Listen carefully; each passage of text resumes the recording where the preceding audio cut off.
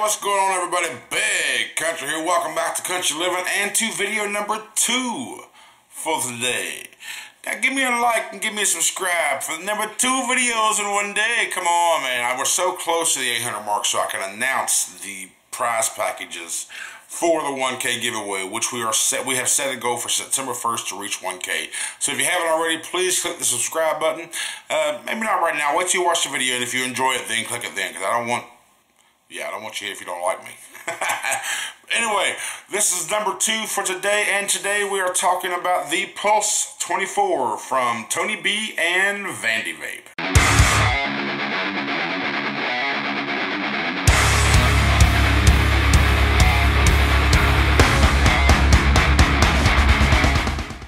You should know by now that recently I had just got the Pulse 22 from Vapin and TonyB, and I have been using it on my Squonk box, and I love the damn thing. And then but the crazy thing is, the day I purchased this is the day they announced the 24. It's like, son of a bitch, you know? I was like, all right, well, we'll use this as a tester to see whether I want it. This is just a single coil build, and it's 22 millimeter, and the other's a 24, and it's dual coil. So, I mean, let's just take a vape real quick off the 22.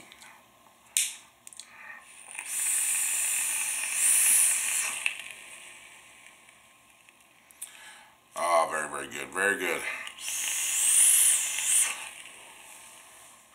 So the performance of the 22 is what got me wanting the 24, and it is a dual coil deck, and it's fucking brilliant. It's open, wide open, great, easy build deck to do. So let's go ahead and go down, look at it, see how you get it in the box, take a look at the freaking RDA, and then come back up and talk about it.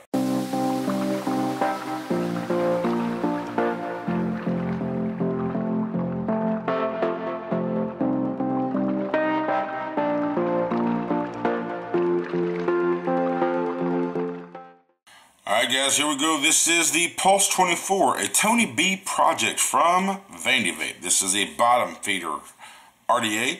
We all know that TonyB loves squonking, and he designed both his Pulse 22 and Pulse 24 for the main reason of squonking, although you can use them as an RDA without having to squonk. So this is the 24 version, 24 millimeter. You look to the side here, you have your scratch and check, and yeah, I got the color of stainless steel, as you can see here. Serial number, all that good stuff, and the back, of course, has unique or feature description. 24 millimeter diameter, a unique leak resistance, tubular side direct airflow, and bottom feed directly to side juice wells.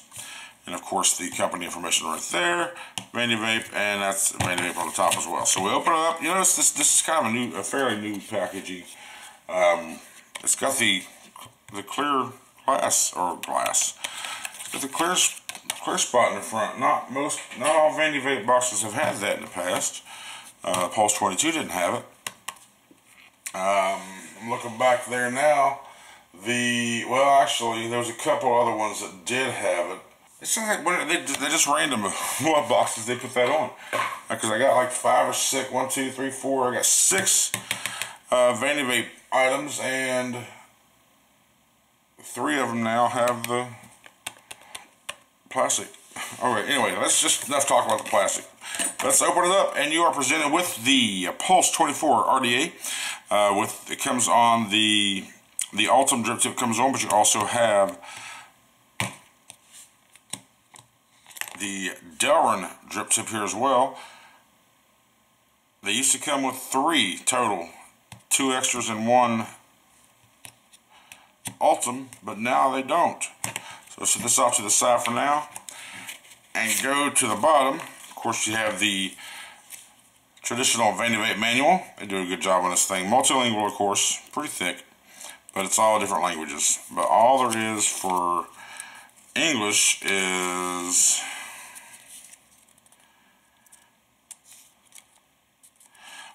so it's 1, 2, 3, 4, 5 pages for English. Has the exploded view, the instructions, more instructions, customer service info, and attention. Then it goes to French over here on this side. That's the manual. And of course, you got a little goodie baggie full of stuff here. You have a 510 drip tip adapter. You have a few O-rings. You have some extra grub screws, which are Allen head screws, and then of course you have the extra. Now this comes with the Squonk pin installed, and it has the extra 5-pin in here. Then the 5-10 pin comes in 2 pieces, one to screw in to where it attaches to the deck, and the other one screws into where you can make the 5-10 pin adjustable. That's what I have in there now. This right here in the bag is the Squonk pin, because I am not using this one as a squonker. I'm just going to use it as an RDA. But I mean, I have the option if I want to use it as a squonker later on, which I probably will eventually, but right now I've just been using it as an RDA. Alright, and this here is the Pulse 24. You see Pulse right there. And then you got the Vapin and Livin logo on the other side. And I have the Ultim drip tip on here. I don't have a lot of extra custom drip tips. I got a few of them. I got a red one, which is for my Predator, and I got a green one, which is for my Alien, both on the red and green icons. I got another green one that I got working somewhere else, TFV8 style. But I'm going to get a bunch more drip tips that I like just to go matchy-matchy. But since I got the stainless steel of this one, I have been using this on the funky 160 box mod from A-Liter. I got a review coming up on this here soon. I've been using this for over a week. I wanted to get some longevity, and I've been reaching out to A-Liter trying to get some more information about what chip is in here, because I cannot find any information on their website or on the Facebook about the chip that's in this thing. So I want that information before I do the full review on this thing. But I'm telling you right now, this thing is fucking great. Now, when you get this out of the packaging, it does have a cellophane sticker over here, but I pulled it off right off the bat. But the bottom of it does say Pulse 24, a TonyB project, and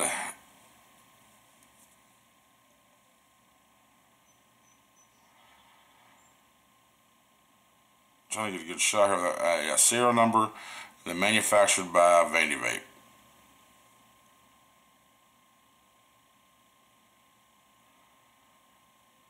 You see the 510 on here. Like I said, this is in 2 pieces. That makes that adjustable, and it is hybrid safe as well. Here's your 810 drip tip, and inside here does have the O-ring inside the top cap to where you can use your Goon and Kennedy style drip tips as well. Alright, so when you take the top cap off, you'll see you got 2 airflows on either side, and the inside has a very, very slight conical shape towards the top, but it's got the hard edges on the side, which could affect flavor, but quite honestly, with the coils so close to the top, it's not that big of a deal. I think since they realize that the coils are so close and the airflow's right there, then you really don't need that huge of a conical shape. Even though there's some slightly in here, it's just not really needed to be. It's not, I hope, a big conical shape there. And you should know that the deck, the RDA is in 3 pieces. You have the top cap, you have the barrel, which is with the airflow adjustments are, and it's got the same airflow design as the Pulse 22. It doesn't look as if they come out as far, which they really can't because of the size of the deck and dual coil. They are still angled downwards to try to get to the bottom half of the airflow, or the bottom half of the coil to get that max flavor out of it. Now you should you can bring the coils up to right around even with these airflow slots, which I have not done. I'm a little lower than that. But this here is the deck, dual coil. Now what I have in here, I have dual 28 gauge core wrapped in 40 gauge nichrome 80, and it comes out to a 0.31 build. Now that's a lot higher. You're like, damn, country, you're like a low ohm kind of guy. I am, but I wanted to use this deck here more for flavor as opposed to anything else. So I went a little higher. I got 0.3 ohm on this build, and I've been using it on the funky 160 box mod, and it's been just turned out great. Now you can kind of see I'm not too high off the deck, but I am pretty high off the deck. Come on, focus in. You can see it's got Phillips screws in here going all the way around it. This deck is so easy to build on. You know, post this deck, I just put the coils in there, chop them down to where I wanted them, and voila, here we go, just like that. And the deep wells on the side here, I got the cotton here. There's really not a whole lot to see. It's just wide open. It's easy to build on, man. And you got these little locks, these little notches right here, and right here. They should be lined up between your coils, and your coils should be going in that direction, because you can see there's a peak insulator right there. So this side is your positive side, this side is your negative side. You want to make sure because I had to look at this a couple times. If you don't pay attention to where the peak insulator is, you're not going to know which side's positive, quite honestly. So you need to be careful. But even if you still question which one the peak insulator is surrounding, then make sure your coils go in the direction of these notches. That right there can help you out as well, because if you put them like this, you know, it can be dangerous. If your coils are going like this, your notches are vertical, then you know you got them wrong. Make sure your notches are horizontal along with the coils. Make sure they all go the same direction. Right, so let's put this thing back together real quick so you can kind of see what I'm talking about, that lock notch. These notches are here for a reason. They're here for safety. They want you to be able to put the barrel on and not short out your coils. Because if you turn this thing too much, you're going to wind up hitting your coils on this. You're going to wind up hitting your coils, and it's going to short out, and bad things could happen. So you have a notch. You got notches right here and here. But also on the barrel, you got notches right here and here. You want to line those up, and I'm about to show you why. So right now, okay, they're lined up, but I'm not pushed all the way down. You can see that right here. You know, so I can turn this thing. No worries, I can turn it. I can keep turning. But if I had bigger coils in here, then it would wind up causing a problem because it would short out. But once you get these things lined up correctly,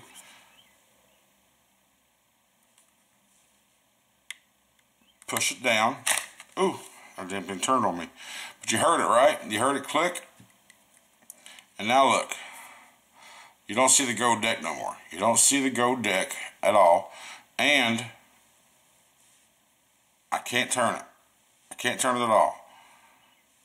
That's locked into place to prevent you being able to turn your barrel by mistake and it touching your coils. Metal touching your coils while firing equals bad.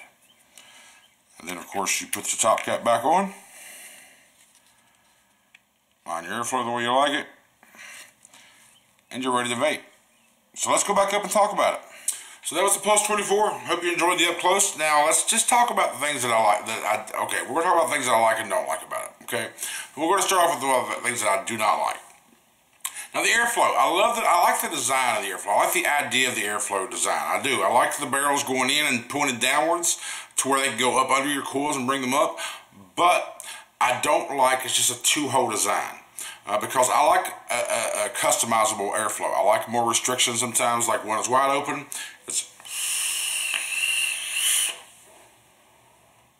has a little bit of whistle, and it's just too much air for what I like. Down to one, it's quiet, but it's a little bit of air that I like. And I can't adjust it in between. There's no really in between. It's either one or two. And you try to do anything crazy with it, it just don't work. So the airflow, I think, if they would have went with a Cyclops design, instead of having two tubes pointing down, they could have had one Cyclops design tube going down.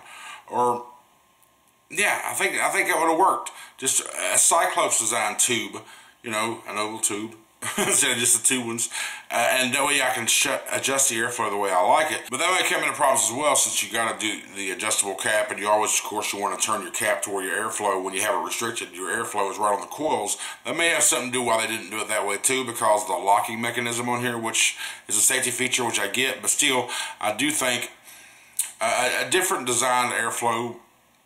Same idea with the tubes down, but a different way, or more options for restrictiveness, a better way. Maybe, no, even 3 wouldn't do it.